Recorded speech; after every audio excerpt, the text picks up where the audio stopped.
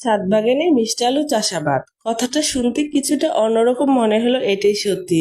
আমি আমার ছাদ বাগানে মিষ্টি আলু চাষ করেছি। বেশ কিছুদিন আগে রাস্তা থেকে কুড়িয়ে আনা একটি মাত্র চারা থেকে আমি পেয়ে গেলাম অনেকগুলো মিষ্টি আলু। মাশাআল্লাহ, আপনারা তো দেখতেই পাচ্ছেন। আর এই মিষ্টি আলুগুলো পেয়ে আমি অনেক খুশি। আল্লাহর দরবারে লাখ লাখ শুকরিয়া। তো এই মিষ্টি আলু গাছগুলোকে আমি ফেলে না দিয়ে বরং আবার খণ্ড খণ্ড করে ছাদ বাগানে বসিয়ে দিব পরের বছরের জন্য।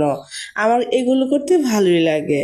তো তাছাড়াও এখানে আরো কয়েকটি গাছ বসাবো, সেটা হলো ভালো জাতের কচু গাছ। আর এই কচু গাছগুলো ছিল বাজার থেকে কিনে আনা, রাস্তার আশেপাশে যেগুলো হয় এগুলো না। আর এখান থেকে সুন্দর সুন্দর লতি বের হবে। তো অবশ্যই দোয়া করবেন আপনাদেরকে যাতে পরবর্তী কোনো ভিডিওতে দেখাতে পারি কচুর লতিগুলো। এখানে 3 রকমের সবজি ছিল, মিষ্টি কুমড়া, মিষ্টি আলু আর ছিল কচু গাছ।